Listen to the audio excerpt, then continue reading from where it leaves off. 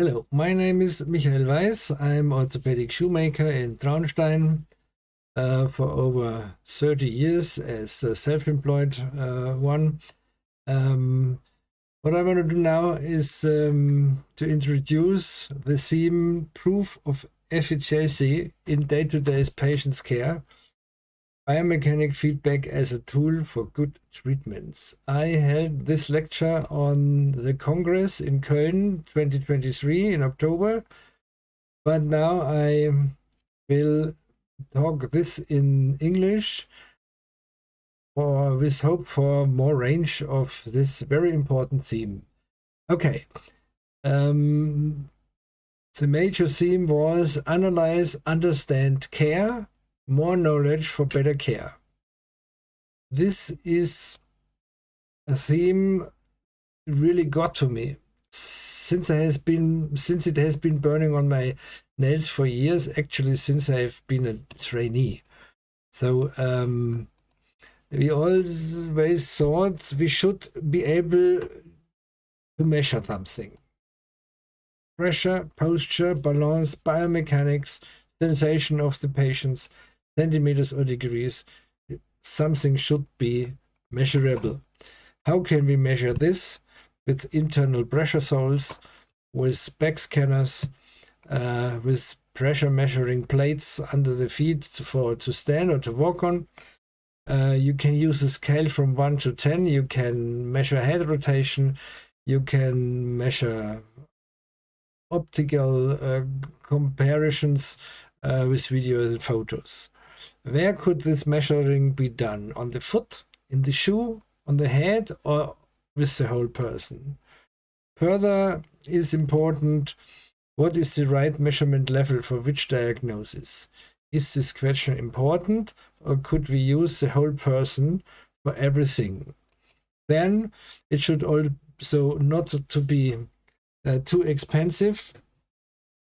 So I'm got no reason to buy a back scanner for thousands of euros if there are easier things, and it should be fast and practical and clear to use, like a hammer or a screwdriver. So the question is, how can I measure with patients whether what I do is really good? We tried a lot. So also we used mills in the past, CAD/CAM devices. We made a lot of courses, and of course we read a lot of different books to themes like anatomy trains, CMD, something like this. So, but we came always back to the basics. The basic is what happens with us while standing, while walking. First of all, gravity pulls at us. Through muscles, bones, and the pressure conditions in our system, we can stand almost force-free. This is called biotensegrity.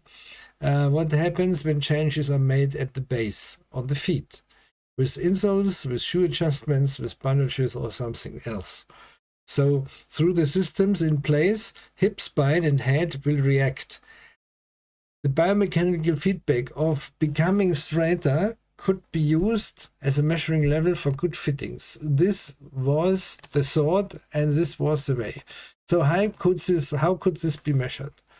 Let's take a look at the anatomy.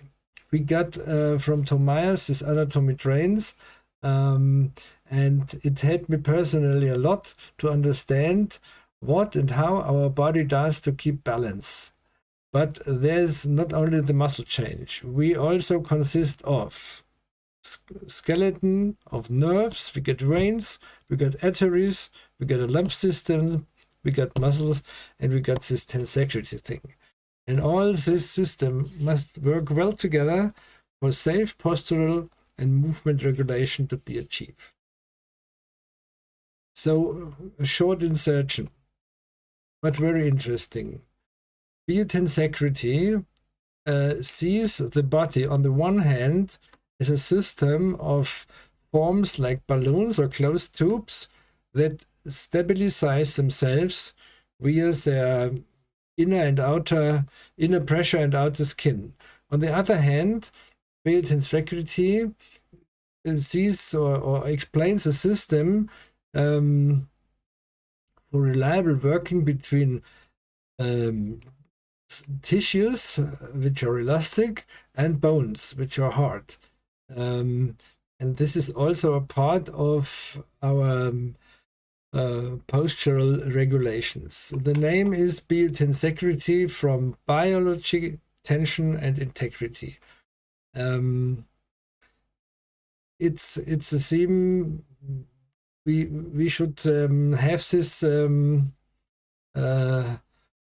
with us, because it's very interesting and helpful. So we got all these nice systems, and they say now stand with both feet on the floor, and also the head is short under the upper string. And what will happen if they put the left foot on a cobblestone? So the whole systems are reacting. Down again, up again. You see, fact is, from foot to head, everything goes with it. So again, how can I measure with the patients if what I do for them is really good? So we need an idea, and we got an idea. Since 2006, I have made many courses. Through these new influences, I came up with the idea that one could use the head rotation, called range of motion, as a measuring level. After a few attempts, I had this measuring device ready and in use since February 2016. It works very simple. First declaration, we got a sensor in it. We got a line laser for fixing it in front, and get a zero position. That is very important if you want to compare what you've measured. And then you make two measurements. The one is with barefoot, and the other is with supply. If the supply measurement is better than the barefoot, it's okay. If it's worse, you consider for other supply. I will explain this. But now I want pick a point. The first measurement with barefoot, you better make 2 times. That you got really numbers counts. So we got some masks. This is one mask for the customer, and this is a mask for measuring. And you got a degree slide, and you got a table slide, and the colors of the one measurements fit to each other in color. So, and it's very easy to use. You make your barefoot measurement, you make your manipulation under the feet, and make another measurement, and you see very quickly with the head rotation whether it runs or not. And so it's very quick. So let's have some examples. If you got someone who turns left and right, say around 90 degrees, and then you put on the customer's shoe and make another measurement, and it's worse. What does that mean? That means the shoe is not good. It handicaps the owner, and it's like a brake to movement. On the other side, I can show you here. We have barefoot measurement, the red line. We have a very good shoe, the green line. We have another good shoe, the violet line. And then we have the blue line, and this is a pumps. And this pumps, I let this measuring there because it's very important that you know what you are measuring. So with the pumps, what happened? Because of the high heel, we have a different body alignment and tension. This makes a better head rotation, but the strain this puts under the metatarsal heads is not healthy on the long run. Every one of us knows this. Okay, so another explanation. Height compensation. It's a everyday's work thing. You make a barefoot measurement, which is the pink line. You make measurements with compensation, and here we at last we got 5 millimeters on the right.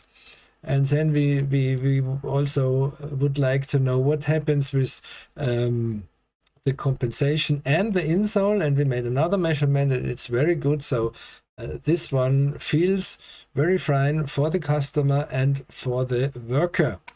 Another thing what I want to show is how to measure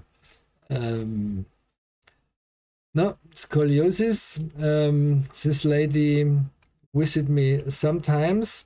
It's a control measurement after a few weeks. So we made a barefoot measurement, the green line, and we made a measurement with the scoliosis insole. It's the black line and it's worse. So we had to do something, of course. And we put new bars under the feet and made some measurements. In the end, we got a new insole, which signs the red line, and it's very fine.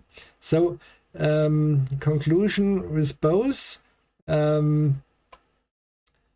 it's very good help for the exact determination of, on the one hand, a height competition, and on the other hand, here's really something gotten proved, and this makes fine feeling.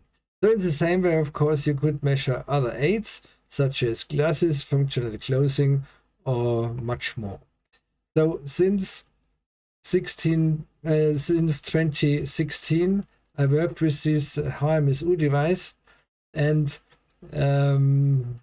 until the turn of the year 22-23, I had just under 3,000 patients in the box.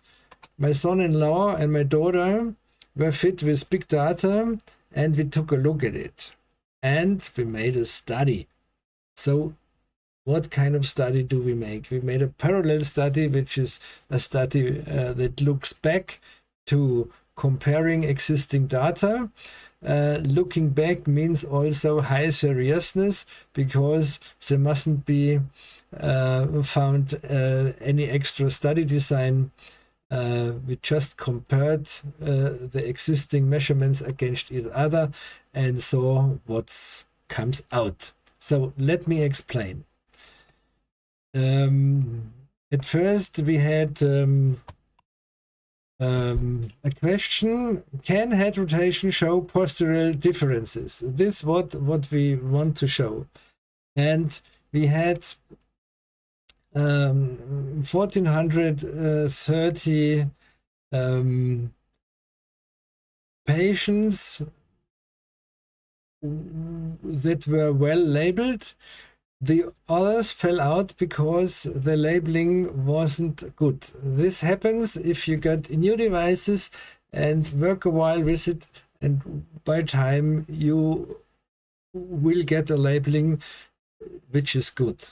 So okay, nevertheless, we had nearly the half of the patients, and some of them visit us once, and some of them visit us 7 times.